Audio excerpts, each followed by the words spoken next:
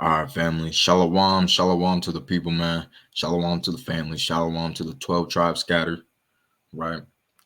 And today we're going to be talking about an interesting topic, right?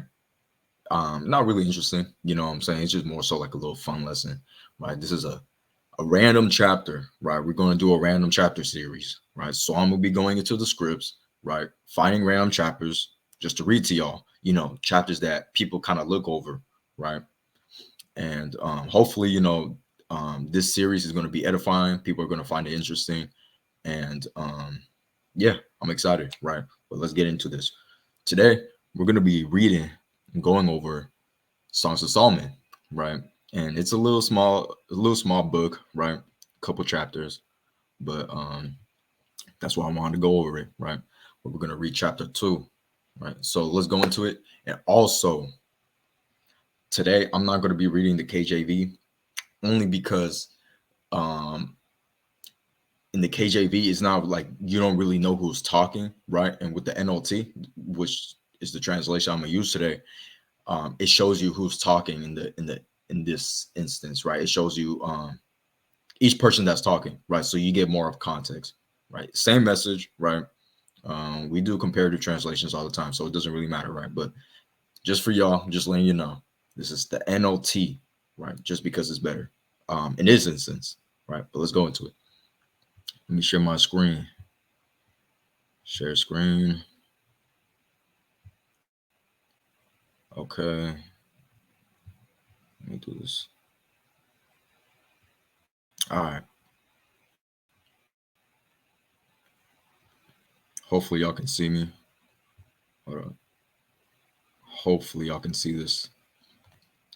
But yeah, this is Songs of Solomon chapter 2, right? And this is in the New Living Translation, right? The NLT, right? But let's begin. And as you can see, it's like I said, it gives you context on who's talking. So that's why I like the NLT, right? But let's get into this. This is Songs of Solomon chapter 2 and verse 1. I am the spring crocus blooming in the Sharon plain, the lily of the valley, right? That's the woman, you know. And the young man says, like a lily among thistles is my darling among young women.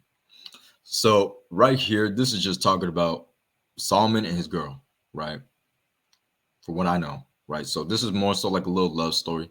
It's you know what I'm saying? You know how King Solomon, man, he had his way with women. So, you know, that's why it's in the scripts, man. But let's get into this. Let's break that down real quick. He's like a lily among thistles is my darling among young women. So um he's saying, man, my girl's like a lily among other flowers, right? She is a darling among other women. So she's set apart. She is different. She's unique, right? Because she's among thistles when she's a lily. They're two different plants, right? But yeah, he's just saying pretty much like, hey man, she's special, right? But let's go back to the woman's perspective. Verse 3, like the finest apple tree in the orchard is my lover among other young men. So she's saying, man, my man's, he's the finest apple in this whole orchard. You know what I'm saying? And he's my lover. You know what I'm saying? He's my lover, right? So she's just pointing out, like, yeah, man, he's the one. He's the one, right? Let's read though. I say in his delight shade and taste his delicious fruit. So she's saying, like, hey, yo, like, I be all up on him pretty much. And I taste his delicious fruit, right? Let's read on. Verse 4. He escorts me to the banquet hall. It's obvious how much he loves me. And so right here in verse 4, she's pretty much saying, yeah, man, my King Solomon, he shows me off. My man shows me off, right? He wouldn't be doing it if I was just some random concubine, random girl, right? He shows me off. That's how I know he loves me, right? Let's read verse 5. Strengthen me with raisin cakes. Refresh me with apples, for I am weak with love. So she's like, yes, refresh me with apples. Refresh me with my finest apple. Refresh me with my man, because she called her man an apple, right? Because she's like, man, I'm weak with love, man. I need my man, bro. And no, she's really just, having her feelings out. She's expressing her feelings, right? But let's read verse 6. His left arm is under my head, and his right arm embraces me. So he's doing his thing with her, right? Caressing her, doing other things, right? Let's read verse 7. Promise me, O woman of Jerusalem, by the gazelles and wild deer, not to awaken love until the time is right. So right here, she's telling the woman of Jerusalem, hey, don't awaken love. Like don't try to force love, right? Because love is going to come at the right time, right? That's what pretty much she's saying. And this is wisdom, right? This is wisdom because what I'm saying, when you force love, it's not real love. I feel like, what I'm saying. And she gets this wisdom because she's around King Solomon, right? So, what I'm saying, she's just speaking facts, right? She's speaking truth. But let's read verse 8. Ah, I hear my lover coming. He is leaping over the mountains, bounding over the hills. My lover is like a swift gazelle or a young stag. Look there, he is behind the wall, looking through the windows, peering into the room. So she's like, hey, my lover's coming. You know what I'm saying? He came from a long way, and now he's coming, right? He's coming back.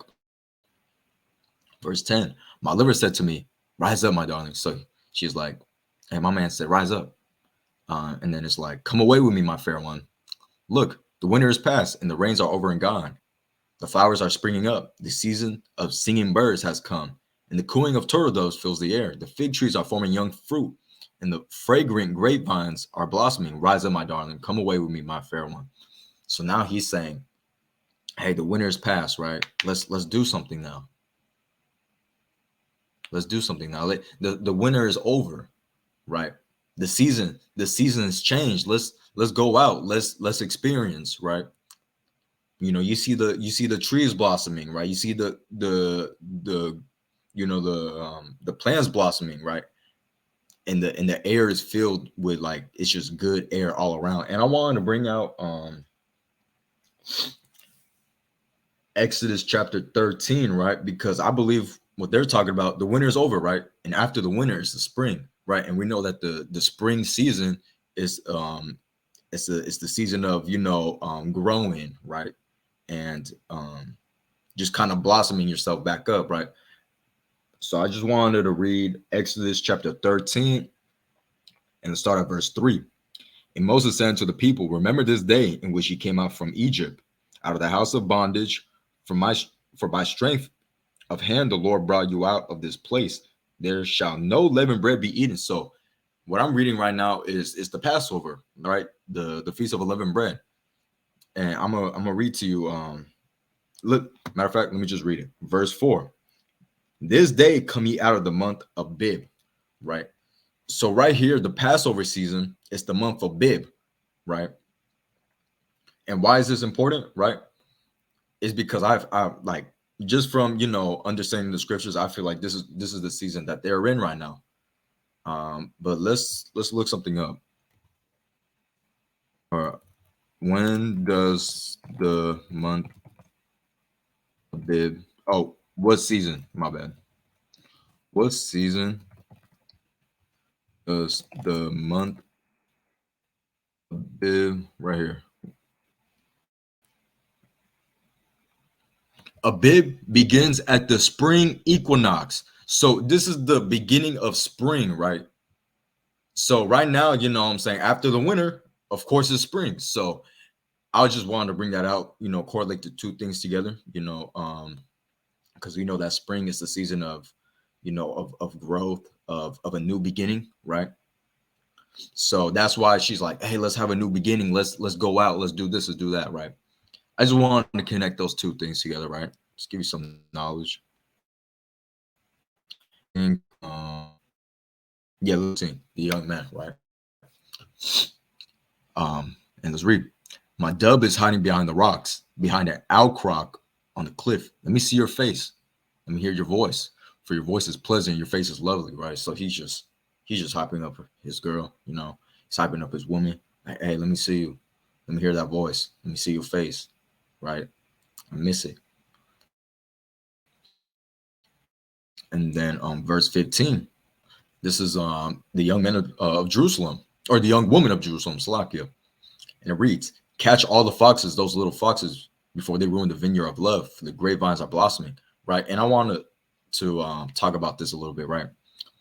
Because the woman of Jerusalem is pretty much saying, hey, you got to find your fox, you got to find your man, right, before it's too late, right? And I know I said earlier that you shouldn't force love, you shouldn't try to seek it necessarily. I feel like that's more so pertaining to a man though, right? Because I'm gonna just say like this, right? And I'm gonna be completely honest, right? A woman needs a man, right, to survive, to feel I guess you can say to have a purpose, right? A woman needs a man to have a purpose, I feel like, and because like we said, if we go to Corinthians chapter 11, First Corinthians chapter 11, verse 3, we're the head of a woman. So of course, a woman's gonna need a man to feel like she has purpose, right? And it's different. It's different with men and women, because with a man, right? You know, a woman is more so an asset rather than a necessity, because like I said, a woman to a man, or a man, yeah, a woman to a man, it's a um what was I saying before? My bad. Let me repackage this. My bad. Slack your family. So or a woman to a man, is a necessity, is an asset, right? But a man to a woman is a necessity. So a woman needs a man more so than a man needs a woman. That's what I'm trying to say here. And that's why the young woman of Jerusalem is like, hey, you got to find your man, because they're running out of time. Because women can only have one husband, right? A man can have multiple wives, but a woman can only have one husband. So they have to kind of like, maneuver around, find that perfect mate. And that's why they're emphasizing this, right? The woman of Jerusalem. My bad. I was kind of ranting a little bit, but hopefully I got the point across, right? Lord willing. But let's read the young woman. And this is verse 16. My lover is mine, and I am his. Right? He browses among the lilies. Before the dawn breezes blow and the night shadows flee, return to me, my love, like a gazelle or a young stag on the rugged mountain. So she's just pretty much saying, like, he's out, but I just want you to know that I want you to return to me, right? I know you're out.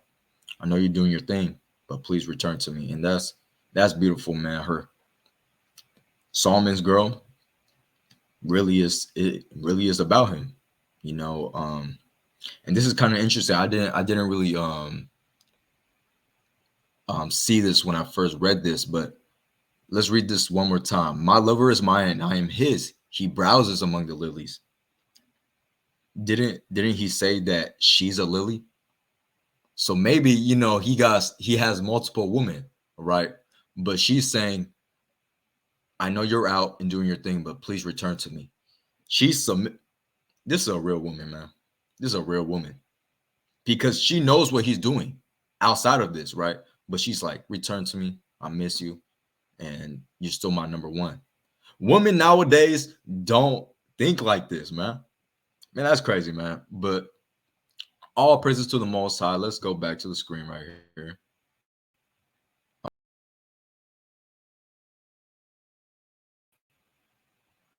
Um, yeah, there you go. My bad. This is my first time using StreamYard. But anyways, family, I hope you got edified today. It's just a little short lesson, but yeah, this is just the beginning, right? I'm gonna see how this does, right? And like I said, I hope y'all got edified. This is the random chapter series, right? And we were reading about King Solomon and his woman, right? And also other women in Jerusalem, right? So we're just getting perspectives, right? Just having understanding of what King Solomon and his woman were going through, right? So, like I said, hope y'all got edified. If you have any questions down below, just if you have any questions, just hit me up with a comment down below, or just get to me on my social media, or just also just email believers of the way 144k at gmail.com too. They answer your questions, like my leaders answer your questions. But that's pretty much it, family. I hope y'all enjoyed this, and take care of yourself. Shalom.